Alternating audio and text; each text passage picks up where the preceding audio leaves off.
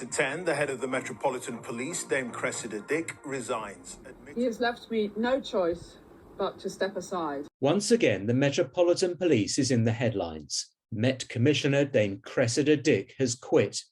Now the fallout and recriminations have begun, with the search for a new commissioner underway. So what happens now? I spoke to former senior Met Officer Shabnam Chaudhri to get her views on events at the top of the UK's biggest police force. Shabnam, what's your reaction to everything that's been going on in the Met recently, and in particular, the resignation of Cressida Dick? Yeah, not altogether surprising. Very sad, to be honest with you, with regards to the resignation of Cressida Dick. 40 years in policing. She made history as the first woman across the UK to lead the biggest force in the country. But unfortunately, the last 2 years particularly have been catastrophic in terms of real serious challenges that have been faced by the Met. And I think that final resignation was in part to do with the consistent denial and the constant apologies that were having to be made by the Metropolitan Police, in particular Cressida. But you have to apologise, though, if your force that you lead has done things wrong, has made mistakes. You have to apologise. So what would the alternative have been? Well, I don't think it's a question of the apologies. I think if you look deep into some of those apologies, for example, they were more defensive. Cressida has a reputation for being loved by the organisation, which is absolutely fine. But the problem is that has a huge detrimental impact on the communities, and she lost the love and the hearts and the minds of the community because of the fact that she was far too defensive. I can give you a couple of examples of that. So, for example, the Bianca Williams stop and search, for example, and I'm not talking about the stop and search itself. The officers may well have been well and truly justified. I believe that was being looked into. The problem with that was when you have a woman who is sat in the back of a vehicle and she's dragged out of that car by officers without any real conversation or justification, and that's played out in the public domain. And then the following day, Cressida Dick comes out and refuses to apologise because she says she stands by the decisions by her officers. Now, it's fine to stand by the decisions, but the problem is when you see something like that, she should have apologised and said, look, I would have been uncomfortable. I would have been really upset to have seen that, and I understand how they feel. So let me apologise for that, and we'll look into the remainder of it. She didn't. She then subsequently had to do a full U-turn, which by that time had just eroded trust further, particularly with the Black and Asian community. But if you take that example, and it is a good example, isn't the problem that she faced was that she's got 45,000 officers and staff under her command? If she's seen to come out and in some way criticise an aspect of what they do, then she'll lose the confidence of the people who work for her, and that makes it more difficult for them on the streets. Well, it's already made it more difficult for them on the streets because she's lost the confidence of the public. And the fact is, when you make an apology, they weren't asking her to apologise for the actions of the officer. They were, even the hurt that was caused. Anybody that could see that situation and that scenario that played out was unacceptable at that particular time. And I think there were other matters that then followed through. For example, Daniel Morgan. That was a public inquiry, an independent panel that had reviewed that investigation, and when the Metropolitan Police were told that they were institutionally corrupt, Cressida Dick came out and said, I don't recognise that at all. They accepted there'd been corruption in the early stages, but it wasn't about that. The panel had asked back in 2013 for documentation. They'd been denied that documentation. They'd been told a whole host of things. It took 8 years for the Metropolitan Police to, finally pass that documentation over to them.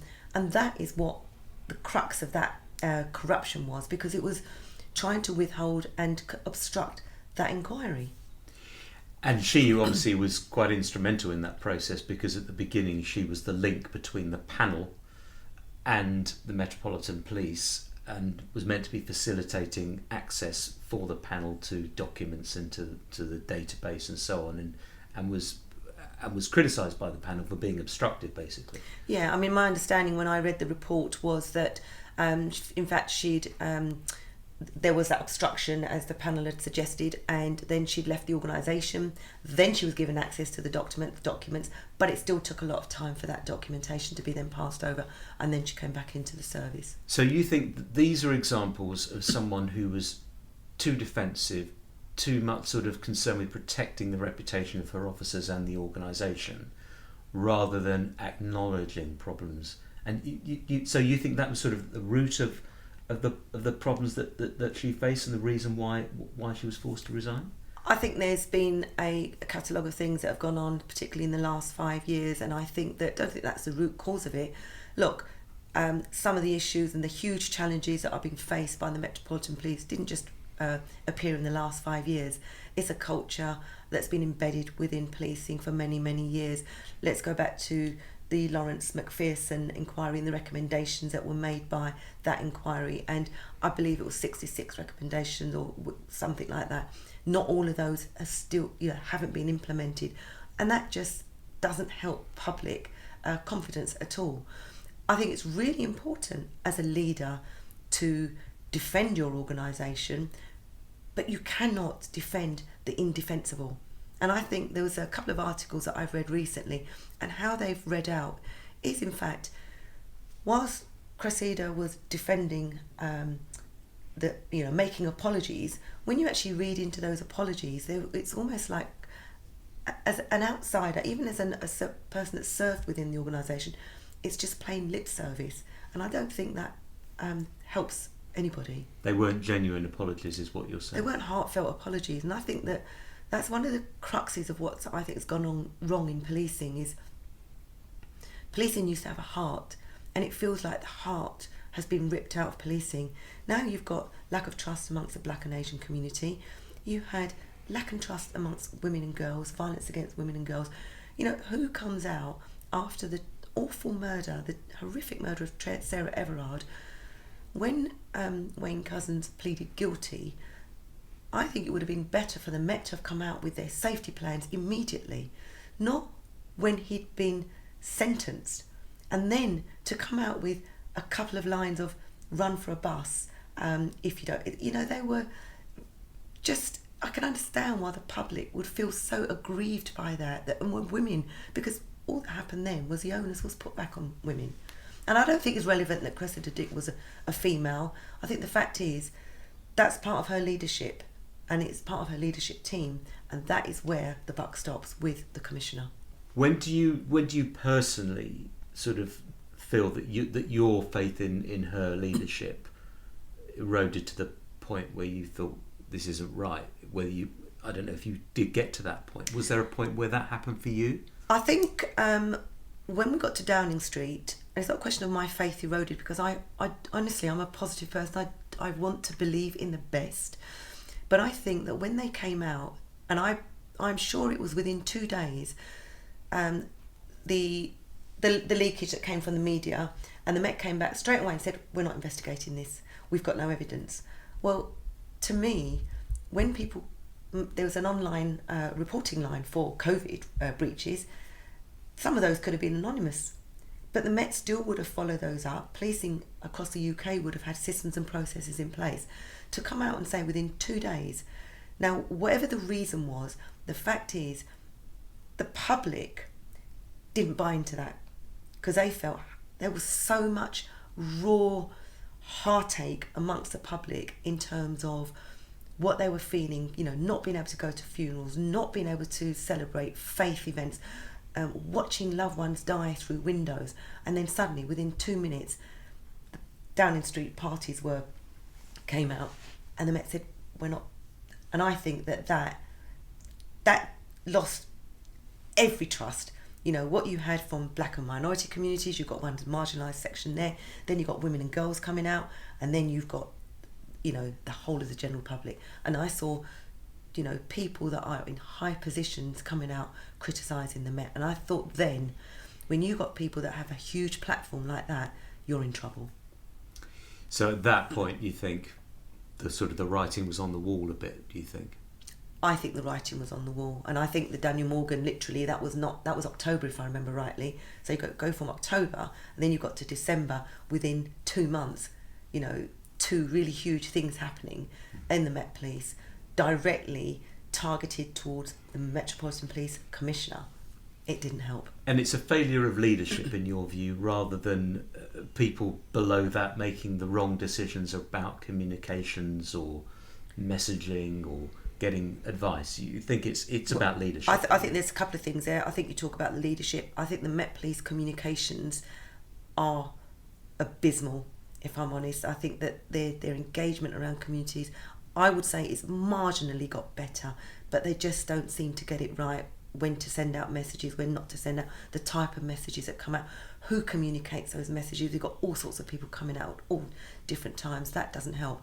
You cannot blame the culture and the behaviours on officers, the way they behave, on one person alone, because people have those behaviours that are embedded within their personalities. It's in their DNA. You know, they came into policing perhaps with those kind of attitudes already, and because of the fact, this is where I think that the defensiveness has had an impact. You say, you know, it loses trust amongst officers. What it does, that situation with Bianca Williams, the fact that Cressida Dick said in 2019, I believe, that to use terminology like institutional racism is unhelpful. All that does is it cements for officers that we've got the backing of the Commissioner, and therefore we can continue to behave in the way that we want to, because you know what? We're going to get the backing of the Commissioner, and that basically has a ripple effect on the rest of the organisation.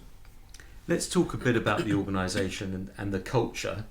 You spent 30 years there, and I think, is it right in saying you had 3 applications rejected before you were even accepted for the Met? Just tell us a little bit about your journey to actually get into the police force in 1989. You joined. Yeah. Because it was pretty unusual for an Asian woman of your young years at the time to want to become a police officer. Yeah, well, let me tell you, it wasn't just the police service that I was being rejected by, because I was being rejected by the community because of the fact that I was a Muslim woman, that I had a place in society, and it wasn't walking the streets and walking beats and stuff like that.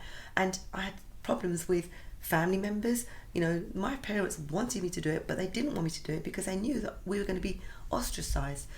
Anyway, when I embarked on that journey, and then it was police officers that told me in the early stages, you'd make a fantastic cop. So I got plenty to thank for. You know, they said, you're so streetwise, you're switched on, you catch criminals before they commit the crime.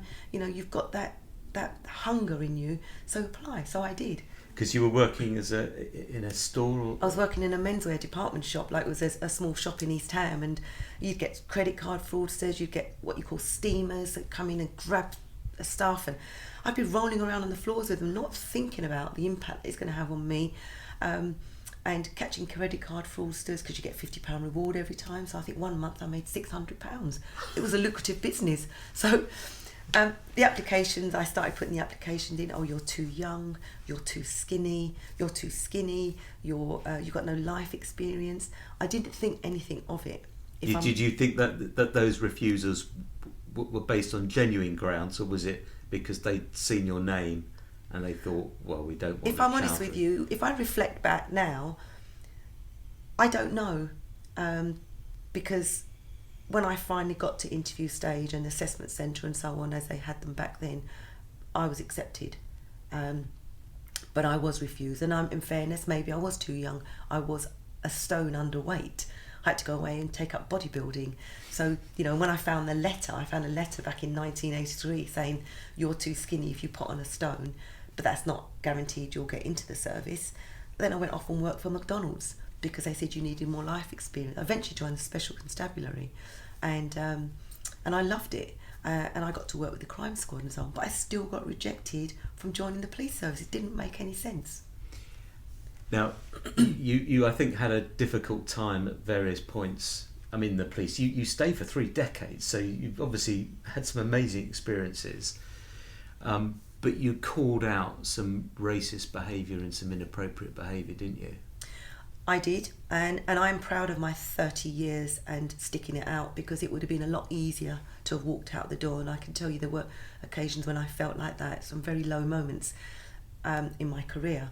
But yes, I called it out in 1999, and amazingly it was when the organisation had to make changes because of the recommendations from the McPherson report. One of those things was to initiate community race relations training. And actually I can understand why many officers might have felt aggrieved, because not everybody was a blanket racist, and therefore suddenly everybody was going on this community race relations training. But there were some really derogatory comments made on a course that I attended. I'd already had problems the minute I joined as a detective sergeant. I got promoted to detective sergeant. It was unheard of for a Muslim female, well, forget Muslim, but for a female Asian woman to be a detective sergeant when you're surrounded by predominantly white men and the odd female. So I did not fit that mould already, and they'd already started to target me. So when we went to this session, and it was just such ignorance and idiocy at the time is what I saw it as. I didn't initially see it as, is this racist or is this a dig at me? But such grossly offensive comments. I couldn't sit in that class after I walked out, and I made a complaint. And I don't regret it one bit. But you were targeted, weren't you? I was targeted. Before that had even started. It was by the same team of officers. And let me tell you something. During that period, I was sat in an office with two horrendously corrupt officers. Both were arrested as part of the 200 corrupt. Both were convicted of their offences, and both went to prison for 8 years.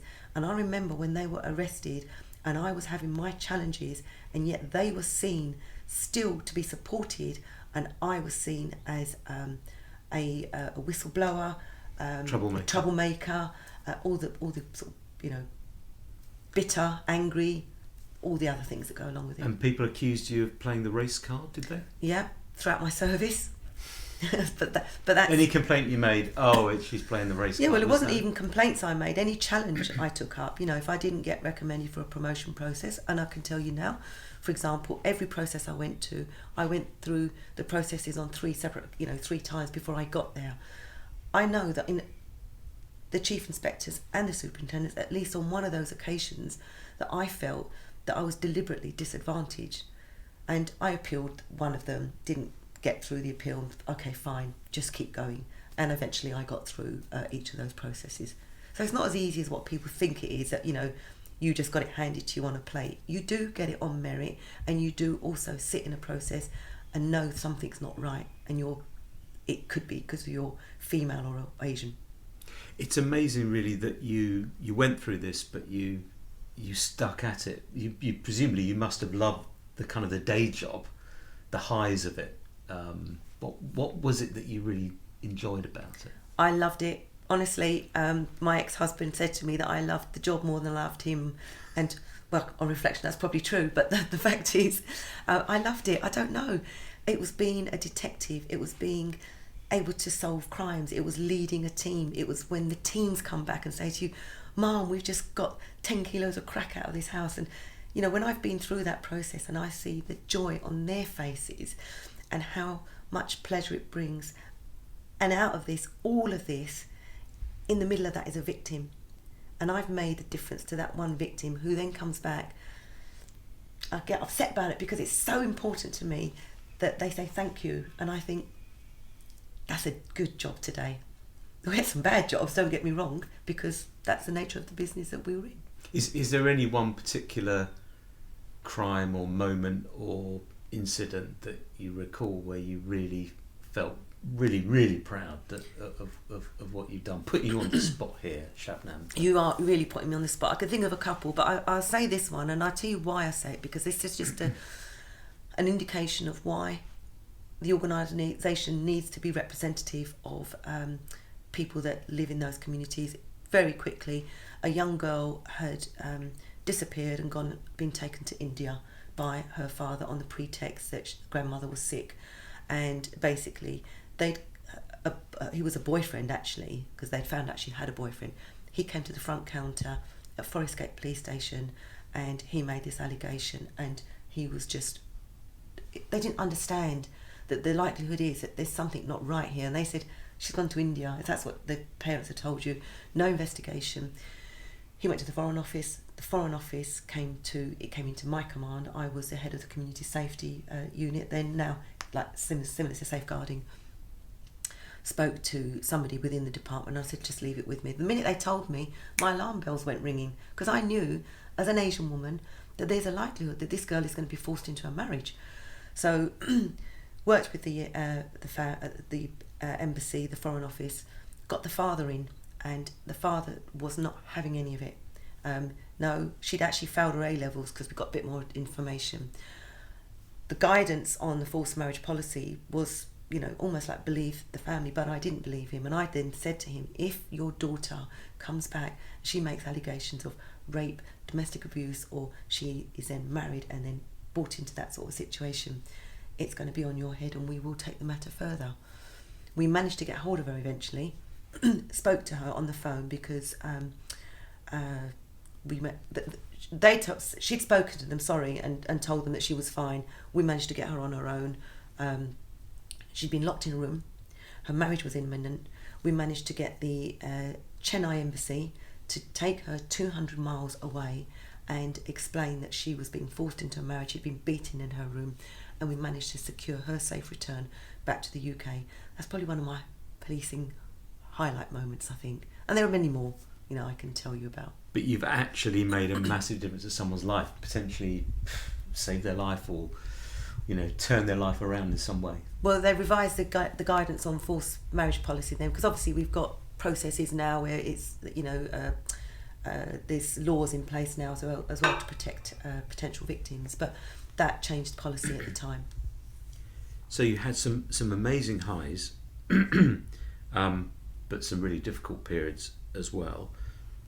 When you look back now on the Met as it was then, and now when it's going through this turbulent period, what has improved in terms of the culture? What has gone backwards, or what has stayed the same? How would you assess that? I think lots improved. You know, you that was the initiation of community safety units, race hate crime teams, better training for officers on diversity. There was, in terms of investigation of crimes, the flagging on crime reports so that you can pick up on when something is race related, homophobic, all those sorts of things. Family liaison officers, independent advisory groups who are critical friends of the Metropolitan Police who come in and that will, you know, observe what you're doing. So lots did change. I'm really saddened to see what's happened in more recent weeks, particularly around Charing Cross. And this is the report into the Charing Cross Police Station. Yes. Shocking WhatsApp messages and the culture of misogyny, sexism, racism, bullying. And what I felt and what I've been feeling in recent weeks and months is that we've gone back to a Macpherson moment when this happened, because this will have huge impact on morale in policing, but it's had huge impact on public and community trust. And people say, oh, you know, engagement and trust, it's all about investigation. If you can't have the trust, you're not going to get the investigation. You're not going to get the witnesses. You're not going to get the intelligence. You're not going to catch the terrorists within our communities. And I feel sad that that has happened. So when you said a Macpherson moment, what do you mean by that? Do you mean that report to Charing Cross Police Station is going to have the impact of the Stephen Lawrence murder, or you think that there needs to be some sort of inquiry like Macpherson? I think the Met Police consistently are institutional denial, yeah? When it comes to racism, they've accepted there's some issues. If you've got nothing to hide, accept a public inquiry, a Judge Macpherson-style inquiry into racism, sexism, misogyny, because either it will vindicate you or it will say, actually, you have made huge improvements, but you still have these many things to do. These are our recommendations, and this is what you need to do. Now, I know that Baroness Casey is doing an inquiry, but it's not judge-led. That means officers will not be compelled to speak. That means people won't want to necessarily come forward. There will be those that perhaps do come forward that are not going to be protected, potentially. I think that I have no doubt in her ability, I have no doubt in her trust, and that she will do a fantastic job. But I think that we've got a new commissioner coming in, and we've got somebody who's going to come in with fresh eyes. Why not Priti Patel say, this is a moment that we can change policing again. We can start to rebuild that trust. Let's start with an inquiry. Let's look at what's going wrong. Actually, let's look at the good things as well, because let's see what we've learned from that and what we now need to build on. The problem with an inquiry, though, is that it could take months, it could take a couple of years, couldn't it? And there's an immediate problem of trust and confidence. You've got a review underway, as you said, by Louise Casey. The government set up a couple of other investigations or inquiries. Do you want the whole panoply of a public inquiry and the bureaucracy and the length of time that takes? Well, if anybody is under any illusion that trust and confidence and the culture of policing is going to change overnight, then I'm afraid they're deluded, because it's not going to happen like that. Just because Cressida Dick has resigned and walked out the door does not necessarily mean that these behaviours and these attitudes and this culture is going to change overnight. What has changed, and this is something I think is really important, in my era of policing, we didn't have WhatsApp groups, we didn't have online, we didn't have social media, we didn't have that kind of footprint. You know, you saw a photograph of an officer who had his face painted white. That's unique, because that kind of behaviour was normal, but it wasn't necessarily photographed or left a footprint. Things have changed, and therefore I think if it is a relatively slow process, at the end of it, you're still going to get some good things. And just because something takes 2 years doesn't mean to say that you don't get the ball rolling now. A new commissioner will come in with new thinking, and they'll have some ideas already of what they want to do. Do you think the leadership of the Met now needs to accept that it's institutionally racist? Because there is a bit of a controversy about this, because there's a race and inclusion plan underway by the National Police Chiefs Council, and that the head of the oversight panel on that is really saying police service has got to acknowledge it's institutionally racist before we can move on. What's your view on that? Well, look, many of us will say that the Met is still institutionally racist, and I believe it is, because if you look at their system, this is about the systems and processes that are set within the organisation. In terms of black and minority officers are more likely to be subjected to discipline, investigation, performance management, lack of opportunities for progression, and that will say that we have got processes in place, but the fact is line managers are still responsible for making sure that they're being implemented, and that's where there's a lot of downfall. So I think that the Met won't admit that they're institutionally racist, because they'll say that happened in 1999, that's when we were labelled that, and there's nothing since then to suggest that we are or we're not. And that's why I'm saying to you, have a public inquiry, because actually I might be wrong. Maybe that will come back and say, actually the Met is not institutionally racist, but it is in denial, or it's misogynistic, or it's sexist. But what difference will it make if the Met or any other police force says that it is institutionally racist? How does that actually help? Will that not demoralise officers? Does that not sort of excuse officers for some of their racist conduct by putting the blame, if you like, on the institution? Well, it is the institution, and I think it's how it's worded and how it's explained to the officers. This is not about individual officers, this is about us as an institution, as a leadership that are leading the organisation, that are failing you, having put those systems and processes in place. But let me tell you what it will do. When you've got marginalised communities that lack trust and confidence, and that are consistently being disproportionately stopped and searched, or disproportionately handcuffed because of the fact that there's a stereotype within policing that young black males are likely to be more violent or commit more crimes. And yes, young black males are more likely to be victims of murder and violent crime, but that doesn't mean to say in the same way that you go out and stop every single black male, innocent people that have been stopped consistently time and time again because you have a stereotype. What that will do to communities is to say, hallelujah, the Met Police have recognised how we feel as a community, and we want to work with you, because many communities do want to work with the police. They don't want to see their children dying or being subjected to violent crimes or being involved in gangs or other kind of criminal activity. So it will make a big difference. In terms of the next commissioner, have you got any thoughts about who that person might be, or the type of person, or whether it needs to be someone completely separate from the Met Police, someone from overseas, someone who hasn't worked in policing? What are your thoughts on that?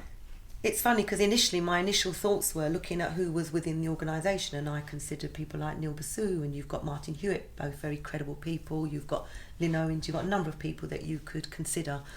I think this is this could be a really positive time to get somebody completely independent. And I don't rule out the fact that you could have somebody from another organisation, whether it's somebody from another country, from abroad, who has experiences, whether it's in the emergency responders, whether it's in policing, or whether it's something where, they have a huge background in, presidents of companies, CEOs or so on. But I think that it's an opportunity now to really think carefully, reflect on what type of a leader you want within the organisation and how you want them to lead your teams. I think it would be good to have someone that is not embedded already in a culture, that has already kind of got those leadership traits that we've seen. And I'm not saying that they're all bad. There's some very good positives about, the leaders that we've had, but there's also some things that I think that need to be reflected upon. So they've got to have leadership qualities. They've got to be used to running an organisation, but they don't necessarily have to have been in the police service, as far as you're concerned. I mean, how would that go down if you were an officer? Well, look, and the boss came in and had never worked in the police before? Wouldn't you be thinking, well, they don't know about an arrest, they don't know this process, that procedure? When you get to that level of policing, you are quite removed from arrests. You will have a leadership team around you who understand policing, who understand legislation and what your statutory responsibilities are as an organisation. So your team needs to be a strong team. They need to understand the systems and processes. Your responsibility as a strategic leader is to ensure that you are the face of the organisation that represents the whole of your communities. Be an inclusive leader, for example, and not having to consistently make apologies. Of course they're going to make apologies because things are going to definitely go wrong. There's no question about it. It's human nature. But let's just go back a little bit here. The Metropolitan Police, the Home Office, the UK have been bringing in direct entries at all levels. You've got direct entry detectives, and I think that's fantastic because people come in with different skill set and bring something new to the table. Superintendents, who've flourished, who've gone on to be promoted because they bring something different to the table. I think the higher you go up in the leadership chain, the more you are a leader as opposed to somebody that's sitting there implementing legislation, making sure that because your team will be the ones that you surround yourself with that have that understanding. So you think it is possible for someone who's got no experience of policing to come in and be the next commissioner of the Met, as long as they're surrounded by people who've got that experience? Yeah, if you don't try it, you'll never know. And I think that's a good, I feel excited about it. Have you got any names in mind? Any individual in mind? No, I really haven't, honestly. I haven't, because I haven't given it that much. Well, I've given it a lot of thought in the last few days, but I couldn't off the top of my head think of anybody. But it needs to be somebody that's strong, that has got, determined to make sure that, your teams are being supported, but your communities are also being included, and that, if you've got a love for your officers, you're going to have the same love for your and passion for the people of London, so to speak. Now, there's been some criticism of people like yourself and other people who've retired from the police over the last weeks and months, when the Met has been under the cosh, as it were, has been subject to a lot of criticism, and other police forces too. You come out and do interviews, you're on Twitter, amongst other people who've retired and are sort of being accused of armchair critics and so on. How would you answer that criticism that, perhaps you're looking through rose-tinted spectacles, or it was all better, I can do it better? I don't say I can do it better. What I do say is my experiences are valid. 30 years of experience. I didn't sit in the organisation and do nothing. I called it out. I helped to change systems and processes. I run huge events to support black and minority officers and females. So for me, I've had a lot of trolling on Twitter by serving officers, by former officers. Why is the experience of a former officer who's also, I haven't written a book, but who's written a book, more valid and more superior to my experience? I'll tell you why it is. It's because they are totally positive, and I'm afraid many people live in a bubble. And yes, they want to support their officers, but you've got to be realistic. I hold up a mirror to you, and you choose not to look in that mirror because you don't want to recognise that as an organisation there are failings and there are officers, not all of them, but there are many officers, far more I think than what the organisation are beginning to realise. To me, I have the right to speak out because I'm not doing it because I've got a grudge, or I didn't get something that I wanted when I was in the organisation. I'm telling you because this is your opportunity as serving, as former officers, to listen to my experiences and to actually go back and empower your own officers and say, do you know what? Whether I believe or not, something is not right here, and I'm going to start empowering my officers to speak out.